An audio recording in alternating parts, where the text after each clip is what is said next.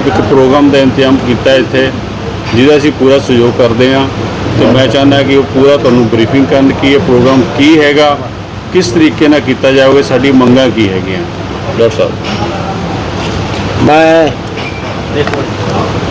Doctor Baban Taywade राष्ट्रीय OBC महासंघ का राष्ट्रीय अध्यक्ष हूँ। राष्ट्रीय ओबीसी महासंघ ये पूरे देश के जो 3742 जातियों में ओबीसी समाज बिखरा हुआ है, उन्हें और उनके लिए काम करने वाले संगठनों को इकट्ठा करके ओबीसी समाज की जो संवैधानिक न्याय मांगे हैं तथा संवैधानिक अधिकार है जो संविधान ने हमें दिए, वो पूरा करने के लिए केंद्र सरकार और राज्य सरकार से हम लोग हमेशा डिमांड करते हैं। उसके लिए हर साल इस देश के अलग अलग राज्यों में राष्ट्रीय महाधिवेशन कराते हैं, राज्य अधिवेशन कराते हैं, जिला अधिवेशन कराते हैं। दिल्ली में और राज्य की राजधानी में जाकर निदर्शना, धरने, मोर्चे, इस सभी माध्यम से हम ओबीसी समाज की मांगे सरकार के आगे रखते हैं। हर साल ये राष्ट्रीय महाधिवेशन 7 अगस्त को हम लोग आयोजित करते हैं। 7 अगस्त का महत्व लोगों को याद रहे, क्योंकि 7 अगस्त को वीपी सिंह साहब ने हमें संविधान की 2 प्रमुख सहूलतें लोकसभा और राज्यसभा में बिल पारित कर प्रदान की थी, जिसमें कि शिक्षा में 27% आरक्षण और नौकरी में 27% आरक्षण। वह दिन हमारे ओबीसी के लिए एक अलग दिन है और इसके लिए उसकी याद हमेशा रखने के लिए और ओबीसी समाज में उसकी याद हमेशा के लिए संग्रहित रखने के लिए 7 अगस्त की तारीख हम हर साल करते हैं। अभी तक हम लोगों के 8 अधिवेशन पूरे देश में हुए हैं। पहला अधिवेशन नागपुर में हुआ था, दूसरा दिल्ली में, तीसरा बम्बई, चौथा हैदराबाद, 5वां और 6ठा ऑनलाइन हुआ था कोरोना के काल में, 7वां दिल्ली में, 8वां तिरुपति में और अभी 9वां ये अमृतसर पंजाब में 7 अगस्त को होने जा रहा है। और ये 8 महाधिवेशन के कारण ओबीसी समाज के उत्थान के लिए, ओबीसी समाज के स्टूडेंट, यूथ और आम आदमी के उत्थान के लिए केंद्र और राज्य सरकार को अब तक 48 गवर्नमेंट डिसीजन, रिजोल्यूशन, जीआर निकालने पड़े, जिसका फायदा आज विद्यार्थी, युवक और आम जनता को ओबीसी समाज के हो रहा है। ये 7 अगस्त को होने वाले महाधिवेशन का उद्घाटन समारोह आदरणीय national council for backward class के अध्यक्ष, माजी मंत्री और अभी अध्यक्ष है श्री हंसराज जी अहिर, इनके शुभ हस्ते होगा। और चीफ गेस्ट करके केंद्रीय मंत्री प्रताप राव जी जाधव, हमारे केंद्रीय मंत्री रक्षाताई खड़से, हमारे महाराष्ट्र के उप मुख्यमंत्री देवेंद्र जी फडणवीस, आपके पंजाब के डिप्टी स्पीकर श्री जयकृष्णा सिंह, हमारे महाराष्ट्र के विरोधी पक्ष नेता विजय वडेट्टीवार, ओबीसी मिनिस्टर अतुल सावे जी, गोवा के मंत्री सुभाष शिरोडकर, महाराष्ट्र प्रदेश कांग्रेस कमेटी के अध्यक्ष नानाभाऊ पटोले, बीजेपी के महाराष्ट्र प्रदेश के अध्यक्ष चंद्रशेखर जी बावनकुरे, आपके एमपी पंजाब के हरभजन सिंह जी जो कि इंडियन क्रिकेटर भी है, हमारे महाराष्ट्र के member of parliament Shrimati Pratibhatai Dhanorkar, member of parliament Namdev Kirsan, Amar Kale, Prashant Padole, Shyam Kumar Barve, शोभा बच्चा, संजय देशमुख, बाळूमा मात्रे, और तेलंगाना की एमपी इरेला राजेंद्र और तेलंगाना के एमपी रविंद्र विदुरज्जा, सुरेश कुमार सेतर, कटारिया, आपके पंजाब के एमएलए हैं रणप्रीत सिंह सोन, एमएलए आपके पंजाब के ऑनरेबल श्री राजकुमार सैनी, हरियाणा के एक्स मेंबर ऑफ पार्लियामेंट है, हमारे महाराष्ट्र के एक्स मिनिस्टर महादेवराव जानकर, हमारे महाराष्ट्र के माजी मंत्री परिणय फुके, विधायक अभिजीत वंजारी, विधायक सुधाकर अकबले, ये लोग पहले सत्र में हमें मार्गदर्शन करेंगे। वेलकम एड्रेस हमारे इंद्रजीत सिंह जी करेंगे। कंसेप्ट ऑफ कन्वेंशन में प्रेसिडेंशियल एड्रेस हमारे अशोक जी। सेकंड सत्र हमारा 3 से 5 तक रहेगा, जिसमें तेलंगाना के श्रीनिवास गौड़ प्रिसाइड करेंगे और आपके पंजाब के और इतर राज्यों के मंत्री जो इसमें हमें मार्गदर्शन करने वाले हैं। अभी इस अधिवेशन में जो 29 रिजोल्यूशन हम लोग पास करवाने जा रहे हैं, जिसमें कि पहला रिजोल्यूशन हमारा है कि पूरे देश में ओबीसी समाज की कास्ट बेस सेंसस होनी चाहिए, जो 2016 से हम कंटिन्यू इसके पीछे लगे हुए हैं।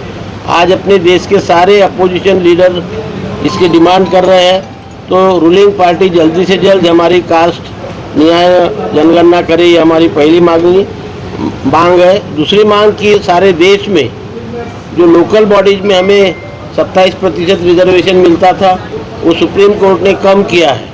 वो पूर्ववत करने के लिए कॉन्स्टिट्यूशन में अमेंडमेंट करके हमें फिर से 27% देना चाहिए। हम लोग देश में 60% है, लेकिन हमारे लिए सेपरेट मिनिस्ट्री नहीं है।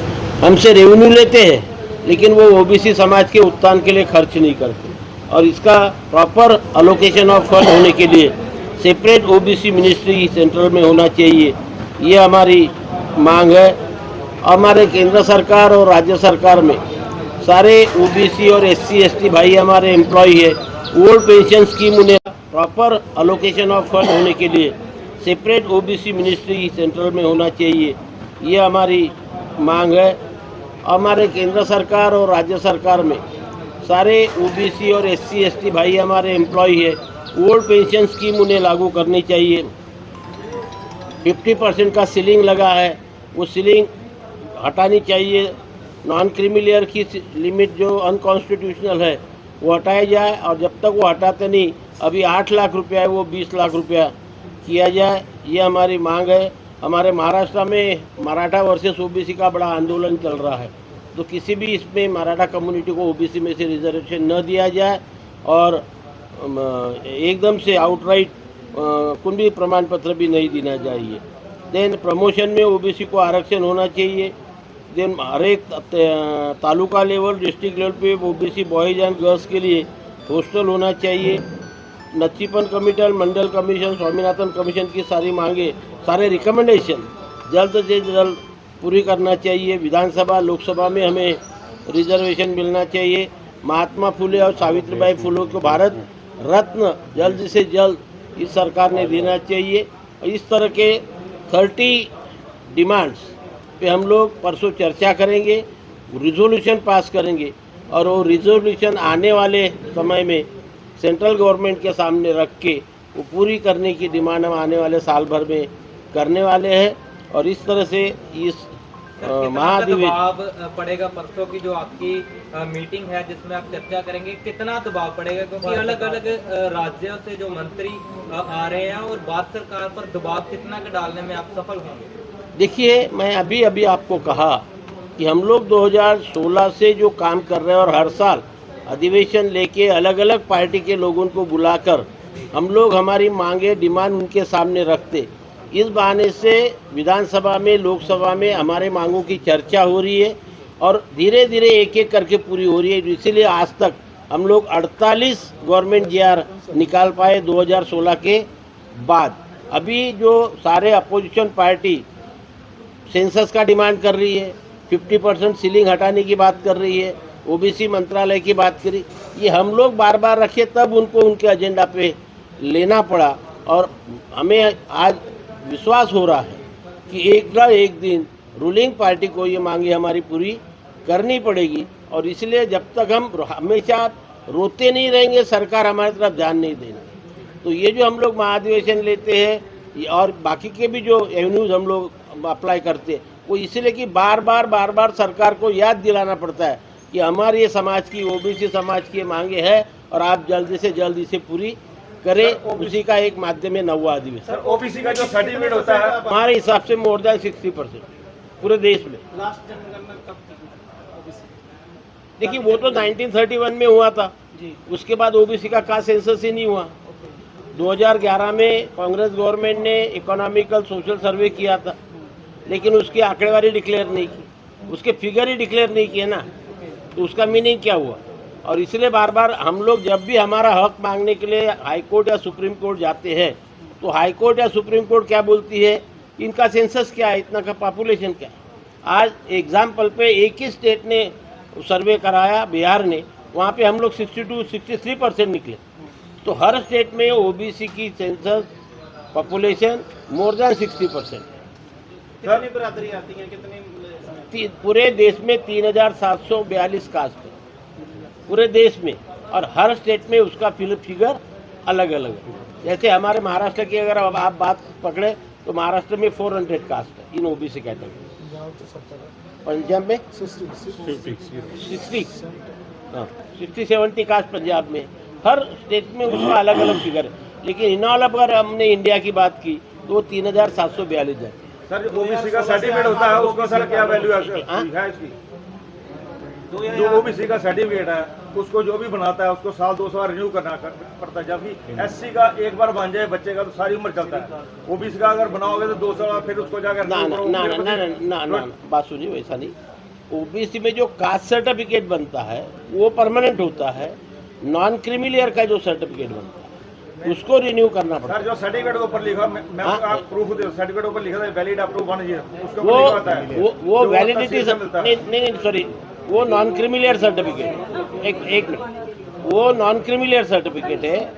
कास्ट सर्टिफिकेट और वैलिडिटी परमानेंट होती है। नॉन क्रीमिलियर इसलिए किया हर 3 साल के बाद है कि एवरेज 3 साल का एवरेज इनकम आपका 8 लाख रुपया से कम होना चाहिए। वो लास्ट 3 साल, लास्ट 3 ईयर्स। अब अगर इस साल हमने निकाल लिए वो 3 साल तक वैलिड रहेगा, फिर 3 साल के बाद बताना पड़ता है आपको कि अभी भी मेरा प्रीसीडिंग 3 ईयर्स का इनकम बिलो 8 लाख है। अगर आगे के 2 साल में इनकम बढ़ गया तो आपका वो नहीं मिलेगा ना। विरोधी दल नेता राहुल गांधी की ओर से भी ओबीसी की वो बात उठाई गई थी।